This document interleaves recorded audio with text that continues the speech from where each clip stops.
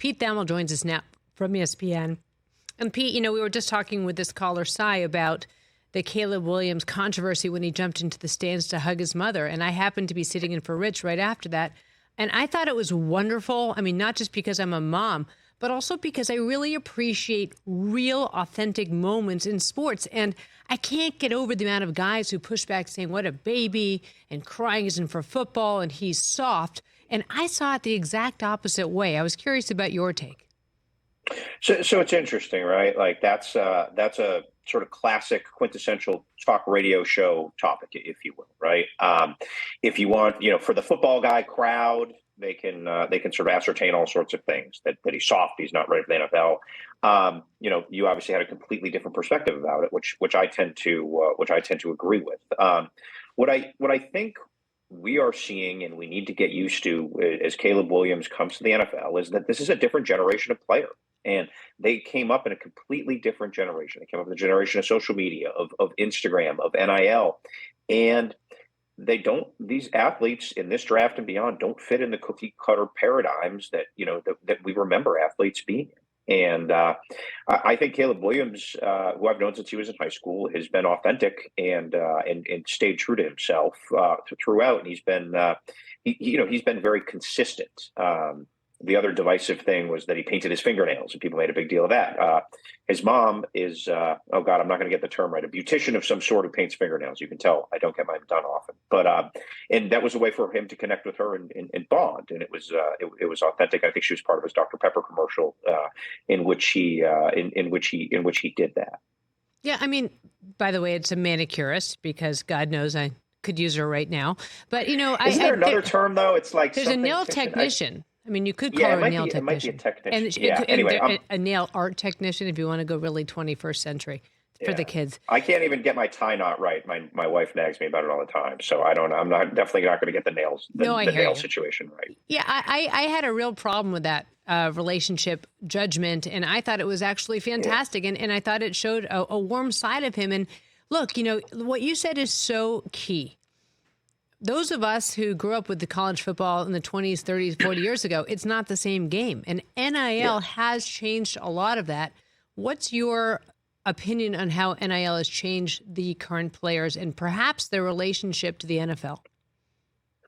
Sure. It's an interesting question because there was always NIL. It was just not given above the board and it wasn't taxed, right?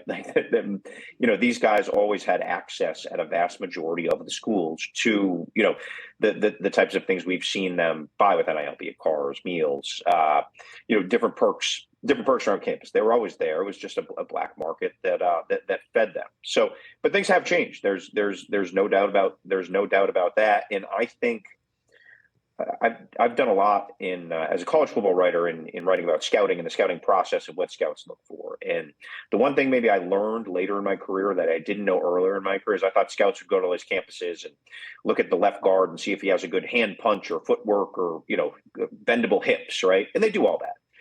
But these scouts really go to campus.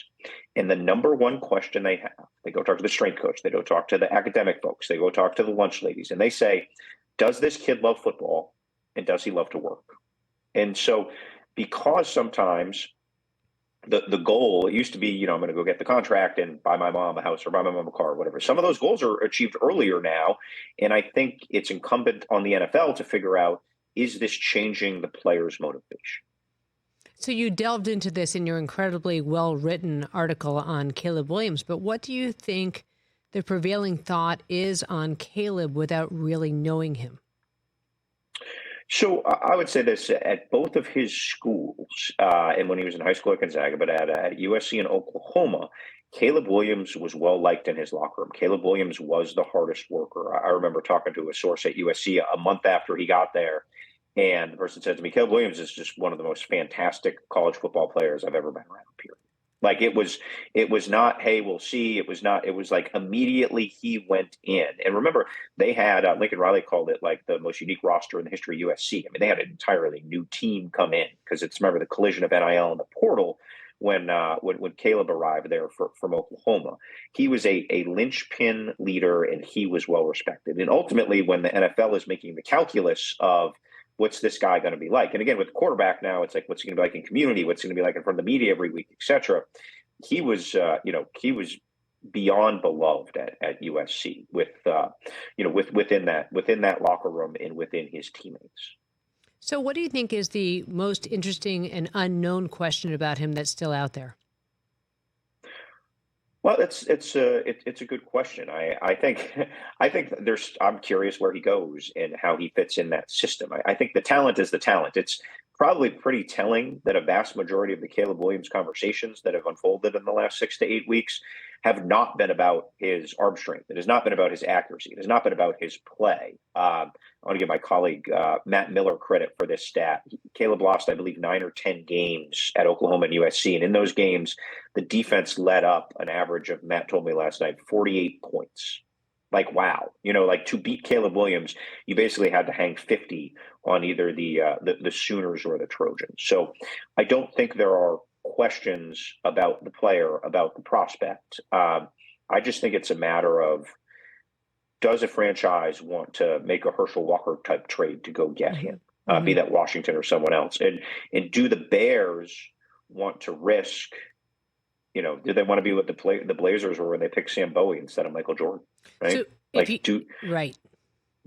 Do they want to, do they want to be the team that passed on a guy who, I've had scouts tell me he's as good of a prospect as they've seen since Andrew Luck coming out of Stanford. In my 21 years covering college football, Luck and Trevor Lawrence have kind of been the standards of, near perfect prospects, as perfect as you could be.